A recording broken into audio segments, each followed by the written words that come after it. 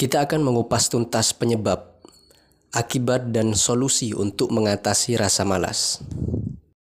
Sifat malas tentu dapat menyasar siapa saja, kapan saja, dan di mana saja. Tentu sifat yang satu ini lebih banyak merugikan setiap manusia. Berikut 8 cara mengatasi sifat malas tersebut. 1. Temukan sebab akibat. Kedua, stay positif dan atur jadwal. 3. Prioritas dan manajemen waktu. 4. Cari suasana baru dan kerjakan yang mudah terlebih dahulu. 5. Tidak perfeksionis dan sesekali minta bantuan. 6. Isi distraksi dengan rewards atau penghargaan. 7. Perhatikan kebiasaan, pola makan, dan tidur. 8. Olahraga. Pertama, sebab akibat. Ada sebab, ada akibat. Kita akan mulai dengan satu pertanyaan. Apa yang Anda kerjakan sehingga muncul kemalasan itu? Coba kita luangkan waktu untuk mengetahui faktor yang memicu rasa malas Anda. Tertekan, lelah, kewalahan, atau bahkan takut mungkin saja menjadi dalang di balik rendahnya motivasi Anda untuk beraktivitas. Anda bisa memulai proses tersebut dengan mencatat aktivitas harian yang Anda lakukan, setidaknya selama 1 minggu. Saya ulangi, setidaknya selama 1 minggu. Karena aktivitas ini akan membuat Anda lebih mudah mendeteksi kegiatan Anda dan menemukan pola yang mungkin menjadi celah kemalasan Anda. Apabila rasa malas muncul karena rasa lelah, maka beristirahatlah sejenak dan fokuskan diri untuk rileks. Dan jika penyebabnya adalah kewalahan karena terlalu banyaknya tugas, ada baiknya Anda berhenti sesaat guna mengatur prioritas Anda dan mengatasinya satu per satu. Kedua, stay positif dan atur jadwal. Berpikirlah positif agar kembali bersemangat. Pikiran negatif adalah musuh besar yang harus kita perangi. Mulailah berpikir positif dengan menyemangati diri bahwa Anda dapat menyelesaikan suatu tugas atau pekerjaan hari ini juga. Jangan menunda-nunda pekerjaan yang bisa Anda kerjakan. Bila Anda tidak memulainya, tidak akan ada yang selesai. Berikutnya juga dapat dilakukan pengaturan jadwal untuk rutinitas harian Anda. Biasakan diri untuk membuat catatan agar Anda bisa lebih disiplin dan terorganisir. Bila perlu, berikan batas waktu atau deadline pada diri sendiri dalam menyelesaikan suatu pekerjaan. Tidak hanya terbatas pada rutinitas di sekolah atau di kantor atau dimanapun, tapi juga aktivitas pribadi. Contohnya, waktu yang Anda habiskan untuk makan atau menelusuri sosial media berapa lama? Ya, jadi harus diberikan tenggat waktu dan lain-lainnya. Yang ketiga, prioritas dan manajemen waktu. Jika harus menyelesaikan banyak pekerjaan, Anda baiknya menyusun prioritas dan membagi waktu dengan seksama. Buatlah daftar tugas yang perlu Anda kerjakan, lalu perkirakan waktu yang sekiranya akan Anda habiskan dalam masing-masing tugas tersebut. Anda dapat mengerjakan tugas yang ringan dengan waktu paling singkat terlebih dahulu. Saya ulangi. Anda dapat mengerjakan tugas yang ringan dengan waktu paling singkat terlebih dahulu, sebelum beralih ke pekerjaan yang dinilai lebih berat dan butuh waktu lebih lama. Apabila ada tugas yang dirasa terlalu berat, maka bagilah tugas tersebut ke dalam beberapa bagian, sehingga Anda bisa menyelesaikannya secara bertahap, tidak kewalahan dan waktu Anda terpakai dengan efektif. Selain Anda bisa lebih efisien menyelesaikan tugas-tugas tersebut, Anda juga dapat memberi kepuasan tersendiri kepada diri Anda. Anda akan lebih termotivasi karena berhasil mencapai tujuan yang Anda susun sendiri sebelumnya. Keempat, cari suasana baru dan kerjakan yang mudah terlebih dahulu.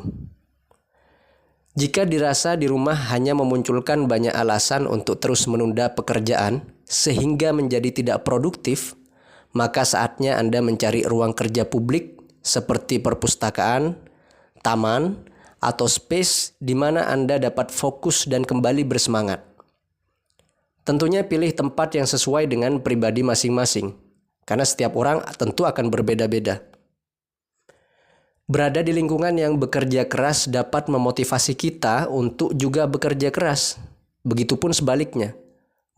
Berada di lingkungan yang santai-santai saja, tentu keinginan untuk bekerja keras akan sangat kecil. Maka tentukan pilihan Anda. Secara berkala, mengubah profil layout tempat kerja atau kantor atau di rumah atau di kamar dan dimanapun. Kemudian buat daftar pekerjaan yang lebih mudah untuk dilakukan saat mulai mengerjakan sesuatu. Mengerjakan pekerjaan yang sulit tentu akan memakan waktu dan pikiran lebih lama. Hal ini akan membuat Anda lelah setelah melakukan satu pekerjaan. Dengan mengerjakan pekerjaan yang mudah, Anda akan bisa mengontrol mood bekerja agar konsisten. Tugas yang telah diselesaikan sebelumnya akan meningkatkan motivasi untuk menyelesaikan seluruh daftar tugas yang telah dibuat. 5. Tidak perfeksionis dan meminta bantuan tidak apa-apa. Jangan terjebak dalam ilusi kesempurnaan. Menjadi perfeksionis memang sering diperlukan untuk membuat pekerjaan sebagus mungkin hasilnya. Namun ingat, perfeksionisme bisa menyebabkan orang menjadi terlalu kritis terhadap diri mereka sendiri dan bahkan orang lain, sehingga menyebabkan peningkatan depresi dan kecemasan yang berakibat pada kemalasan. Ingat, bahwa tidak akan pernah ada pekerjaan yang betul-betul sempurna. Dan dengan kesalahan-kesalahan dalam pekerjaan justru akan membuat Anda jadi belajar. Banyak orang yang beranggapan bahwa meminta bantuan adalah tanda kelemahan. Tetapi ingat, tidak meminta bantuan bisa berpeluang gagal semakin besar. Apalagi jika kita belum menguasai pekerjaan tersebut. Meminta bantuan kepada yang lebih berilmu atau berpengalaman meningkatkan peluang Anda untuk lebih cepat menyelesaikan pekerjaan yang belum Anda ketahui. Tentu terhubung dengan orang-orang yang lebih ahli yang Anda percaya juga jadi cara menghilangkan rasa malas yang bisa meningkatkan motivasi dan semangat. 6. Isi distraksi dengan rewards atau penghargaan. Kita semua pasti memiliki kebiasaan yang kita lakukan ketika kita tidak ingin melakukan suatu tugas. Nah, distraksi tersebut bisa berupa berselancar di media sosial, ngopi, atau menekuni hobi. Cari dan saringlah cara untuk membuat kegiatan ini lebih sulit untuk diakses. Carilah tempat yang tenang untuk bekerja, atau Anda bisa menjadikan kegiatan distraksi menjadi rewards saat suatu pekerjaan sudah selesai nantinya. 7. Perhatikan pola tidur dan makan. Saya sarankan untuk tidur lebih awal atau tepat waktu di malam sebelumnya. Biasanya godaan kerap menghampiri di waktu malam. Misalnya bermain HP, bermain games, menonton televisi hingga larut malam, dan lain-lain. Kita begadang sehingga waktu tidur berkurang. Akibatnya kualitas tubuh saat bangun menjadi kurang. Karena kita tidak memiliki waktu cukup untuk mengembalikan energi tubuh di malam hari. Oleh karena itu, pastikan untuk istirahat yang cukup. Dengan tidur setidaknya 6-8 jam di malam hari agar tubuh bugar keesokan harinya. Daripada mengkonsumsi makanan berat yang mengandung minyak yang sangat banyak, lebih baik mengkonsumsi makanan sehat, baik itu kualitas makanan maupun jumlahnya. Misalnya dengan mengkonsumsi sayur dan buah, serta meminum banyak air putih. Disarankan sebaiknya tidak meminum banyak minuman bersoda. Dalam sebuah hadis, Nabi Muhammad SAW mengajarkan tidak berlebih-lebihan dalam makan. Rasulullah SAW menganjurkan makan beberapa suap saja untuk menegakkan tubuh. Dengan demikian, kapasitas lambung itu harus 1/3 untuk makan, 1/3 untuk minum, dan 1/3 lagi untuk bernafas. 8. Olahraga dan berdoa. Rajin berolahraga bisa membuat hari-hari yang Anda lewati berjalan lebih baik. Melakukan aktivitas seperti berjalan-jalan atau pergi ke taman untuk melakukan jogging. Jika tidak, tubuh bisa menjadi lesu dan itu tidak positif bagi kualitas energi.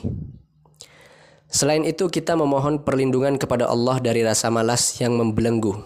Dengan melakukan usaha yang rutin disertai dengan doa, maka Anda tentu akan mendapatkan kemudahan dalam melakukan berbagai aktivitas. Itulah tadi 8 cara mengatasi rasa malas yang tentu bisa kita praktekkan dengan mudah setiap harinya. Semoga bermanfaat. Wassalamualaikum warahmatullahi wabarakatuh.